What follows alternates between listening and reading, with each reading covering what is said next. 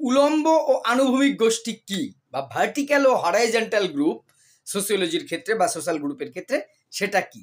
উলম্ব বা ভার্টিক্যাল যেটা উপর থেকে নিচের দিকে, আর যেটা হরাইজন্টাল আনুভূমিক যেটা সমান্তরাল সবাই সমান, এই বিষয়টা বুঝলে এই গ্রুপ দুটো বোঝা যাবে। অর্থাৎ যে গোষ্ঠীর ক্ষেত্রে পদাধিকার বা পদমর্যাদা উপর থেকে নিচ অব্দি আস্তে আস্তে আস্তে আস্তে আস্তে আস্তে আসছে। ধরুন একটি রাজনৈতিক দলের কথা ভাবি, তার একটি প্রেসিডেন্ট আছে, তিনি সর্বোচ্চ সেই রাজ্যে বা দেশের।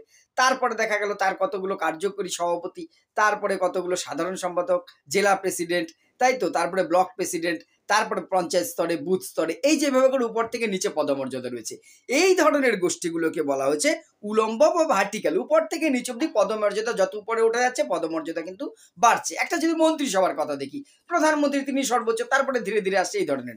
আর যেটা আনুভূমিক বা অনুভূমিক বলছি আমরা, যেটা হচ্ছে আপনার হরাইজন্টাল, সমান্তরাল সবাই সমান, কৃষকদের গোষ্ঠী, শ্রমিকদের গোষ্ঠী, এইখানে কি ছাত্র সমাজ, এখানে আর কোনো ভেদাভেদ নেই, উঁচু নিচু কেউ নেই, সবাই সমান।